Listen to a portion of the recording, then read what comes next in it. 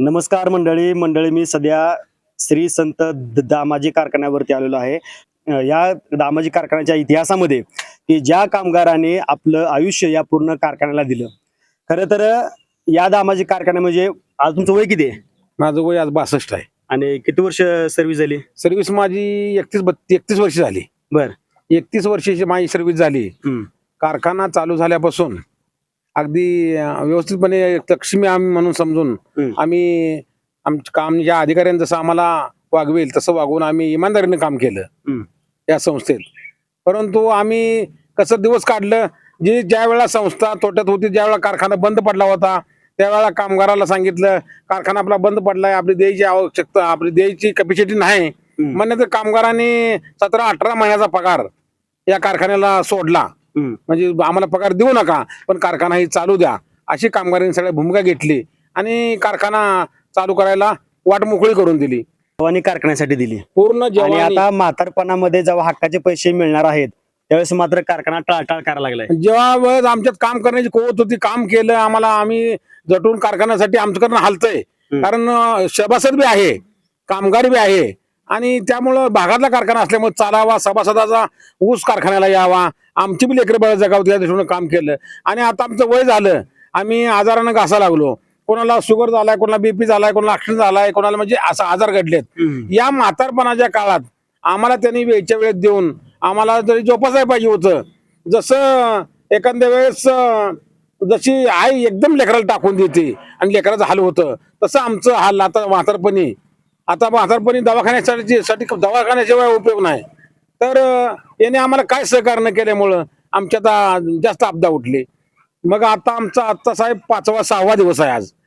मग काल आमच्या बायका म्हणल्या तुम्ही रोज कारखान्यावर जाताय, रोज येताय, रोज कारखान्यावर जाताय, तुम्ही कुठं जाताय, काय करताय हे आम्हाला बघून आणि आम्ही बी येतो म्हणजे तुमच्या बरोबर आम्ही कारखाना गेट बंद करायसाठी. म्हणून आमच्या सगळ्यांच्या बायका काल कारखाना गेटवरती येऊन गेट बंद, ऑफिस बंद करून आंदोलन केलं. आणि आतल्या कामावरच्या कामगारांनी आम्ही सांगितलं बाबा असं असं आहे म्हणजे ते सहकार्य केलं. ते आमच्या बाहेर आले, आमच्यात येऊन बसले, आम्हाला सामील झाले. दिवसभर आमच्यासाठी त्यांनी काल उन्हात तानात आमच्यातच बसले. तरी काय कामानिमित्त चेअरमन साहेब कुठे बाहेर गावी गेले होते, त्यांना काल काय मंगळ्यात यायला जमलं नाही. ते ऑफिसला चेअरमन साहेब नव्हते असं आम्हाला कळालं. संचालक मंडळाने बऱ्याच चेअरमन साहेब येतील वाट बघितली पण चेअरमन साहेब आले नाहीत. त्यांचं काय अर्जंट काम होतं, कुठं बाहेर गावी गेले होते. जरी आज तर चेअरमन येतील म्हणून आम्ही आज चालू केलंय. शेवटी आम्ही काल निर्णय घेतला, आपण जर असं कारखान्याचं काम बंद ठेवलं तर एवढं सहकार्य करून कारखाना चालवलेला त्याचा उपयोग होणार नाही. म्हणून काल कामगाराला सांगितलं आता आपल्याला मशिनरीची कामे करायची आहेत, सीझन तोंडावर आलाय. जर आपण असं काम बंद ठेवलं तर मशिनरीची कामे वेळेत होणार नाहीत आणि नुकसान शेवटी कारखान्याचं नुकसान आहे. या संचालक मंडळ काय 5 वर्षाला एक संचालक मंडळ आमच्या येतेच. आमच्या कामगाराच्या हातात आहे सगळं, बॉडी आणायची कुठली घालवायची कुठली. तसं कामगारांनी काल निर्णय घेतला काल असा जो काम मशिनरीची वेळेत व्हावी, काम मागं पडू नये. त्यामुळं त्यामुळं आणि ही शेतकऱ्याचा राजवाडा आहे, ही कामगाराची आमच्या लक्ष्मी आहे. या वेळेत पूर्ण व्हावं. गळीत हंगाम सगळ्या कारखान्याच्या अगोदर गळीत हंगाम आपला चालू व्हावा आणि शेतकऱ्याच्या वेळेत जाऊन कामगारात काहीतरी पदरात पडावं. यासाठी आम्ही त्या कामगाराला विनंती केली, बाबा तुम्ही आम्हाला 1 दिवस दिला ही महत्वाचं, पण उद्यापासून काम बंद करू नका. आमचं आंदोलन चालू ठेवतो, पण तुम्ही या लक्ष्मीचं काम चालू ठेवा. आपला कारखाना वेळेत चालू करायचा आहे आणि गाळप करायचा आहे. असा निर्णय केल्यानंतर आज कामगार आम्ही कामाला दिलीत, आज ऑफिस उघडलंय. पण आमच्या लेकरा बाळासाठी या चेअरमन संचालक मंडळानं आमच्या या सेवेचा विचार करून, आमच्या वयोवृद्धाचा विचार करून, आमच्या दवाखान्याचा विचार करून कळकळीची विनंती आहे. जर कर्मचारी अशी मरत चाललेत, गेल्या या वर्षभरात दवाखान्यावरून 3-4 कर्मचारी मिळाली न पैसे द्या. त्यांना पैसे दिले असता आज दवाखाना झाला असता, कागदपत्र उपयोग झाला असता. मी म्हणतो मराठी होती पण वर्षात मराठी 2 वर्षांनी मिळली असती, पण दवाखाना मरण्याची आमच्यावर वेळ आलेली आहे. तरी संचालक मंडळानं विनंती करून आमच्या लेकरा बाळाचा आमचा स्वतःचा विचार करावा आणि असं गप न बसता आम्हाला इथंच बसवायचं, त्यांनी पोट भरून खायचं, आम्ही इथं बसायचं, त्यांनी त्यांच्या परपंच बघायचा, त्यांनी मोठ्या गाडीत फिरायचं, त्यांनी गाव जायचं, कारण करायची, आम्ही इथं बसायचं. आमच्या नशिबाला एवढ्या वर्षे काम करून सुद्धा जर आमच्या नशिबाला ही येत असेल तर आम्हाला एकदम म्हणजे वाईट वाटून आमच्या डोळ्यातनं पाणी येतंय. किती वय तुमचं आता? माझं वय 64 आहे. आणि तुम्ही कारखान्यात काय काम करत होता? मी क्लार्क होतो, इंजिनिअरिंग क्लार्क. बर हो.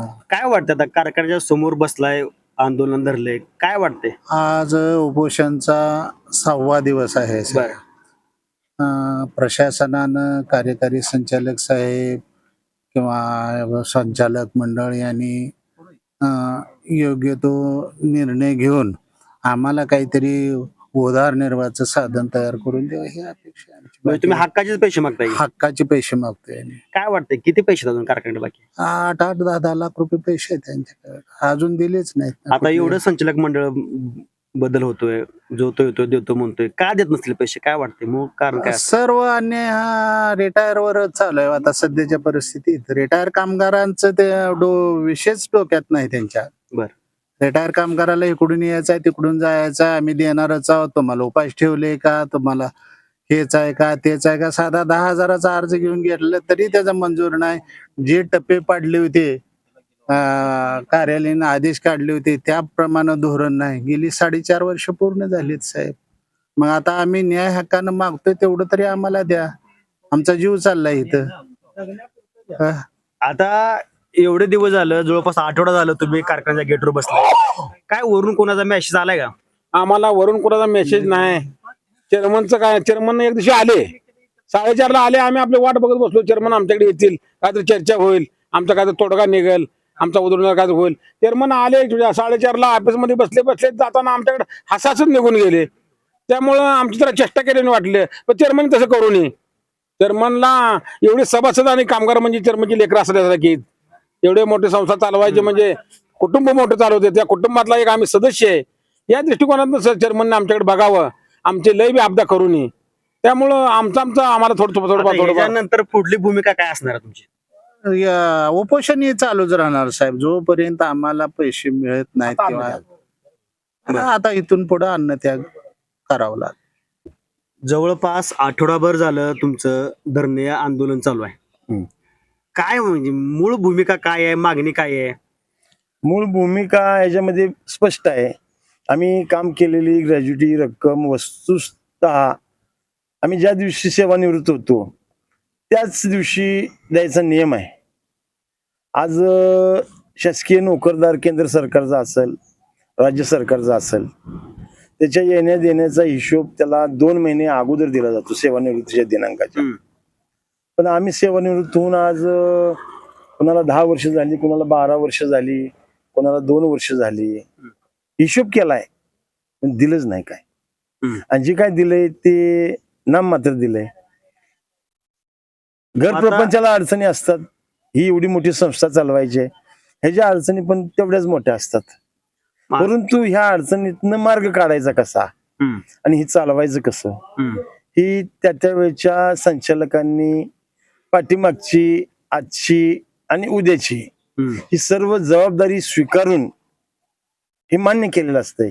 बाबा ही राजवाडा, ही जगन्नाथाचा रथ ही चालवायला समर्थ आहे, तुम्हाला सारथी म्हणून त्याची निवड केलेली आहे.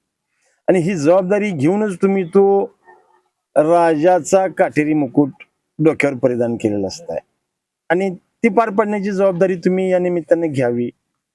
कामगारांचा आशीर्वाद घ्यावा. आशीर्वाद आम्ही देणारच आहे, पण आता- तुम्ही जे आम्हाला देणार आहे ते आमचंच देणार आहे. आता तुम्ही कारखान्यामध्ये किती वर्ष काम केले? मी कारखान्यामध्ये 33 वर्ष नोकरी केली. आता एवढ्या- सुरुवातीची काही दिवस मी फुकट सेवा केली, बर. हाजरीच नाही. पण आम्हाला त्यावेळेच्या आमच्या ह्या देव माणसाने सांगितलं, ज्यांनी कारखाना स्थापन केला, आदरणीय तालुक्याचे भाग्यविधाते माननीय केराम मर्दा. मी खरं म्हणतो, आम्ही त्यांना गांधीवादी नेतृत्व म्हणतो, पण त्यांनी कारभार खरोखरच गांधीवादी मार्गाने केला. वेळ प्रसंगी आम्ही पगारासाठी काही वेळा बसल्यानंतर अक्षरशः सांगतो, त्यांनी वडीलकीच्या नात्यानं काठीनं ढुसून अंगाला आम्हाला असं जावा कामावर. तुम्हाला पगार कोण नाही म्हणलंय का? आता पैसे नाहीत, पैसे मागत बसलाय, कामाचा खोळंबा करून बसलाय, चला उठा कामाला जावा, अशा भाषेत दरडावून सांगितलं. आज त्यांची आठवण काढल्यानंतर खरंच डोळ्यातनं पाणी येतंय. एवढ्या महान माणसानं एवढ्या कष्टातनं हा राजवाडा उभा केला, पण कारखान्याला अडचण आली, कारखाना बंद पडला, पण त्यांनी शब्द दिला होता आम्हाला, पैसे आल्यानंतर दिले जातील. ह्या एका वाक्यावर त्यांनी कारखाना बंद असताना एका दिवशी आम्हाला 6 महिन्याच्या पगारी बँकेमध्ये जमा केला. आणि ही गोष्ट महाराष्ट्रातल्या कुठल्याही साखर कारखानदारीमध्ये आतापर्यंत घडलेली नाही. आजपर्यंत या ठिकाणी बरेच संचालक मंडळ आलं, आपल्या आपल्या परीनं चांगला कारभार केला. आणि प्रत्येक संचालक मंडळानं आदरणीय वकील साहेब असतील, आदरणीय शेडजी असतील, आदरणीय चरणू काका असतील, रंगादात्या गडदे असतील, हे सर्व महान व्यक्ती सहकारामध्ये काम केलेल्या, त्यांच्या विचाराचा, त्यांच्या आकाराचा फोटो लावून त्या ठिकाणी त्यांच्या फोटोला नतमस्तक होऊन काम केलं.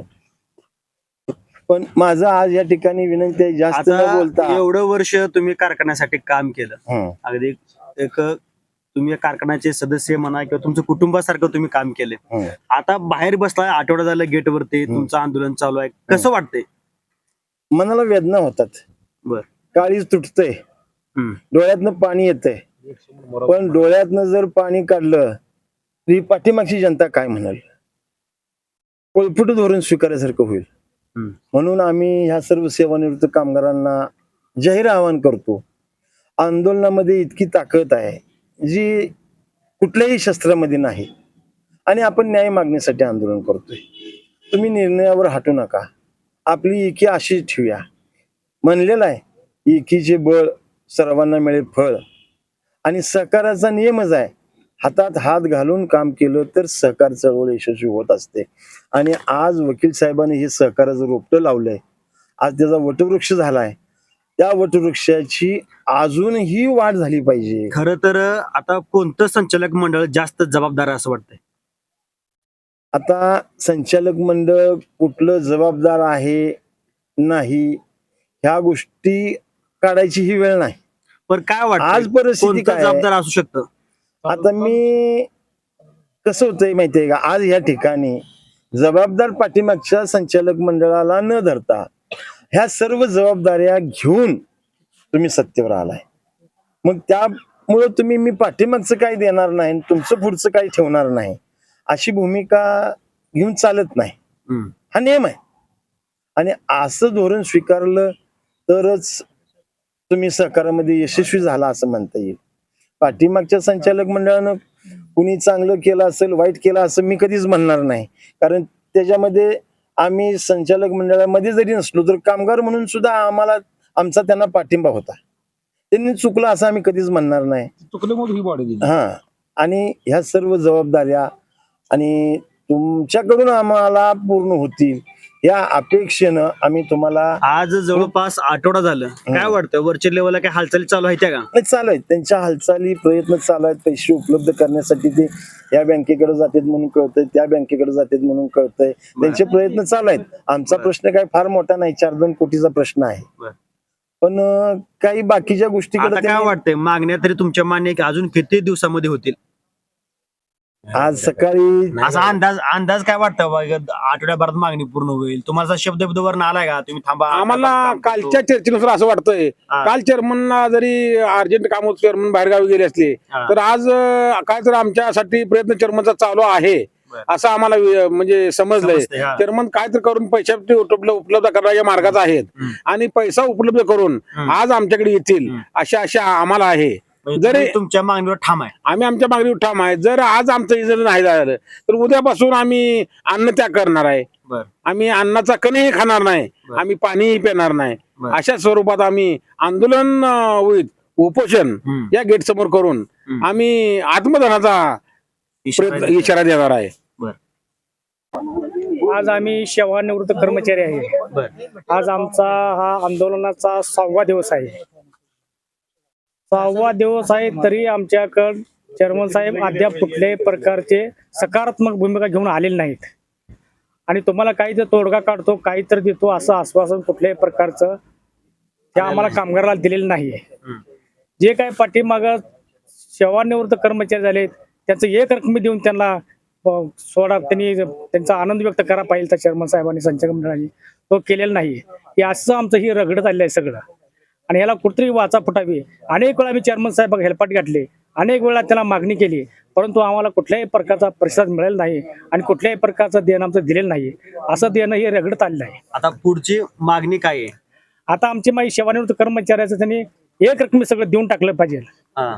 आणि जे काय काही कर्मचाऱ्याचा राजीनामा घेतलेत त्यांना तुमचं 50% रक्कम देतो म्हणून स्वच्छता निवृत्ती घेतली कर्मचाऱ्याकडून, त्यांना चेअरमन साहेबांनी शब्द दिलेला आहे तुमचं 50% रक्कम आम्ही तुम्ही शेवट राजीनामा दिल्याबरोबर देऊन टाकतो म्हणून. ती रक्कम कर्मचाऱ्याला दिलेली नाही.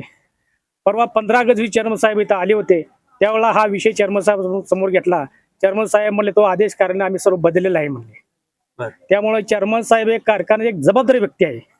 म्हणून या कारखान्यातील कर्मचाऱ्यांनी आणि 42,000 सभासदांनी त्यांना ही निवडून दिलेलं आहे. आणि ते जर चेअरमन साहेब जर असा शब्द जर बदलत असतील तर या 42 सभासदांनी आणि या कर्मचाऱ्यांनी काय म्हणून त्यांच्याकडे बघायचं आणि काय म्हणून स्वच्छ ठेवायचा, हे सगळ्या जनतेला, ह्या मंगळा तालुक्यात जनतेला प्रश्न मोठा पडलेला आहे. खरं तर आठवडाभर झालं या ठिकाणी आंदोलन चालू आहे, तरीही शांततेच्या मार्गाने सध्या आंदोलन चालू दिसते. आणि अजूनही जर का समजा चालू संचालक मंडळ असो किंवा चेअरमन असो यांनी जर का यांचं मागण्या मान्य करायला उशीर केला तर पुढचं आंदोलन नक्की हे उग्र स्वरूपाचं होईल असं या ठिकाणी कामगारांचं एकंदरीत म्हणणं आहे.